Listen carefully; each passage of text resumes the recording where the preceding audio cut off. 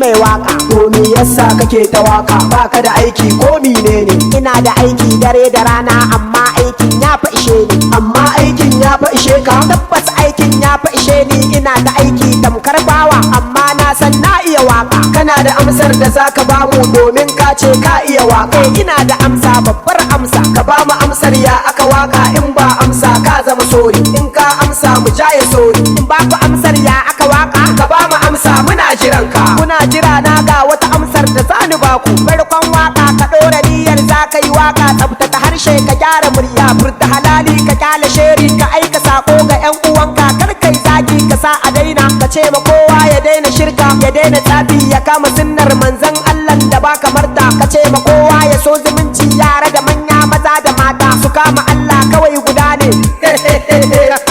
Ka ji mawakin da ba kamar sa, lalle mun san ka iya waka, ka ba mu amsa daidai wa daida, sha lamarin ka kawai ka huta. Amma ka san mutum da dama da sun ji an ce kana ta waka su dau da hannu su kai gaban ka. Lalle tabbas akwai mutunka, da ka ji wannan ka toshe kunne, ka san aiki a zuciya ne, kar da ka damu ka ƙara fawa. Kai mai leko ka je ka kwanta, na fi gaban ka, na je turai na iya harshe. No laboro son sa sande, ko laboro kwaza solde, nuska dito ongon chale. Yan makaranta a nemi aiki, kai mai dako ka masana'a, kai ko malam kai muka sunna, kai ko boka ka daina shirka, tun kamin karshen kai kama. Lalle na san ban da asara, na bi uwata na bi ubana, na rike Allah da shi da manzo. Kuma kun san na yi dubara, ma yau ne yake ta waka. Aran gama ne uban tunani, mai gidana na gaishe ka. Garzali ne uba na tuki, ko ba ringi zan hau moto in tsere kowa in bar hayaki. To waye shaida? Kun ja shaida, Aliyu shaida, Asabe shaida, Halima shaida. Na yi tunanin na iya harshe turancin nan na gaba ture, za mu yi zance ni da baturan. Who are you, my do you